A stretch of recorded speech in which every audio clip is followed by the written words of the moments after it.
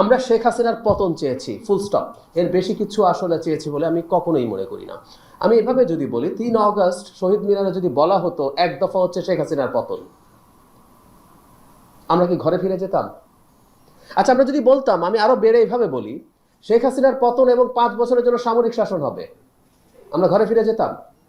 যেতাম না, আমরা শেখ হাসিনাকে ফেলতাম। দ্যাট মিনস মোটা দাগে আমরা যদি কমন যে আমাদের ঐক্যমত্যের জায়গা, সেটা ছিল আসলে শেখ হাসিনার পতন। এবং শেখ হাসিনার পতন হয়েছে এই কারণেই আমি আসলে আশাবাদী। আমি শেষ অংশে আসবো, শেষ অংশ মানে অনেক বেশি বলছি তা না। আমি ব্যক্তিগতভাবে মনে করি শেখ হাসিনার পতনের পর আমরা আসলে কতগুলো প্রত্যাশা আমাদের আছে, যারা আমরা বুঝি, আমরা কতগুলো প্রত্যাশা ইম্পোজ করেছি এই গণ অভ্যুত্থানের উপরে। এবং শুধু গণ অভ্যুত্থান, আমরা এটাকে বিপ্লব বানানোর চেষ্টা করেছি, বিপ্লব বলার চেষ্টা করেছি, এটার বিরুদ্ধে আমি একদম প্রথম দিন থেকেই কন্টেস্ট করার চেষ্টা করেছি।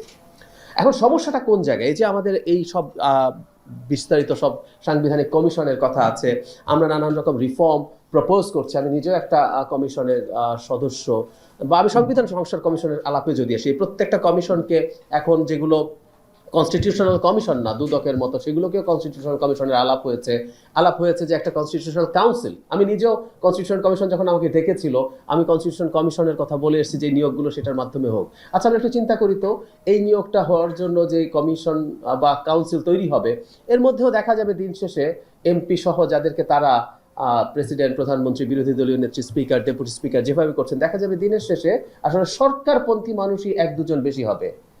তো ঐক্যমত্য হলো না, ভোটাভুটি যদি হয়, দেখা যাবে সরকার যা চায় তাই হবে। সো এই কমিশনও আসলে দিনের শেষে কাজ করবে না। প্রত্যেকটাকে এভাবে ম্যানিপুলেট করার সুযোগ আসলে প্রত্যেকটা জায়গায় আছে। ইভেন আমরা যখন আমাদের কমিশনে কাজ করি, আমার চেয়ারম্যান স্যার এখানে আছেন, যখনই আমরা কোনো একটা পদক্ষেপ নেওয়ার কথা বলি, ডেভিলস অ্যাডভোকেটের মতো, এটাকে কিভাবে অ্যাডাল্টারেট করা যায়, এটা কিভাবে ম্যানিপুলেট করা যায়, সেই আলোচনা আমরা করেছি এবং আমি দেখলাম আসলে করা যায়, আসলে করা যায়। স্যার খুব সিরিয়াসলি একটা জিনিস বলার চেষ্টা করেছেন যে ইনভিজিবল মানি, টাকার মানে নির্বাচনে স্যার প্রকাশ্য মিডিয়াতে বলেছেন যে মনোনয়ন বাণিজ্য হচ্ছে, কি করা যায়? দেখলাম আসলে কিছু করা যায় না, আসলে কিছু করা যায় না, সত্যিকার অর্থেই যায় না। তো এখন আসলে আমাদের জায়গা থেকে আমি ব্যক্তিগতভাবে মনে করি একটা ডেমোক্রেসি বা এই ধরনের প্রতিষ্ঠান কাজ করার একটা খুব সহজ জায়গা আছে। সেটা হচ্ছে, আমরা ছোটবেলায় একটা বিজ্ঞাপন দেখতাম ধূমপান নিয়ে, ধূমপান ত্যাগ করার জন্য আপনার ইচ্ছাই যথেষ্ট।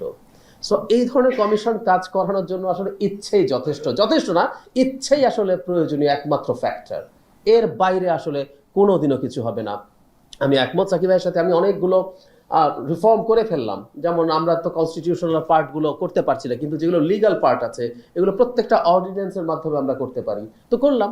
1/11 সরকারও করেছিল 150-এর মতো, যার 1/3 পরবর্তীতে গিয়ে আওয়ামী লীগ আইনে পরিণত করেছে, বাকিগুলো ফেলে দিয়েছে। এবং যেগুলো আইনে পরিণত করেছে সেগুলো হুবহু করেনি, ওগুলোরও পরিবর্তন এনেছে। আর পিওর অনেক কিছু ফেলে টেলে দিয়ে করেছে, না ভোট তো রাখেনি আওয়ামী লীগ। সো আমি গায়ের জোরে ঘাট ধরে যদি একটা কিছু চাপিয়েও দেই, এটা সাস্টেনেবল হবে না। এটাই হচ্ছে আমি আমার জায়গা থেকে মনে করি। তাহলে ইনস্টিটিউট তৈরি হয় কিভাবে, বা ইনস্টিটিউট কাজ করে কিভাবে? আমরা প্রায় ট্রাম্পের ইনস্টিটিউট কাজ করে, ট্রাম্পের আগের টেনিয়রটার কথা বলি, যে ট্রাম্প তো অনেক কিছু উল্টোপাল্টা করতে চেয়েছিল, কিন্তু ইনস্টিটিউটগুলো তাকে সেটা করতে দেয় নাই, হুইচ ইজ রাইট। কিন্তু আমেরিকার ইনস্টিটিউটগুলো শত শত বছরে তৈরি হয়েছে, তৈরি হওয়ার পর যখন একজন এটাকে ম্যানিপুলেট করার চেষ্টা করেছে, সেখানে সে ব্যারিয়ার হয়েছে। কিছুটা এটা ভারতের ক্ষেত্রেও খাটে, কিছুটা বলছি। আমাদের ইনস্টিটিউট তৈরি হয় নাই, সুতরাং আমরা মনে করছি কিছু আইন এবং বিধিবিধানের মাধ্যমে একটা ইনস্টিটিউট তৈরি করলাম, তারপর সেটা সরকার যা করতে চাইবে, ম্যানিপুলেট করতে চাইলে সেটাকে বাধা দিতে পারবে। No way. নির্বাচন কমিশন আইনের মাধ্যমে হলো, আমরা একটা নির্বাচন কমিশনের জন্য পূর্ণাঙ্গ আইনই প্রপোজ করছি, শুধু নিয়োগ আইন না, সব কিছু মিলে। আর তারপরে একটা নির্বাচন কমিশন একটা সার্ভিস তৈরি করলাম, সরকারে কেউ আসলো না, তারপর আমাদের সেই কমিশন কোনোভাবেই কাজ করবে না যদি সরকার সেটাকে কাজ করতে দিতে না চায়। আমাকে বসিয়ে দেন, ম্যানিপুলেট করতে দেন, আমি করে দেখিয়ে দিতে পারবো।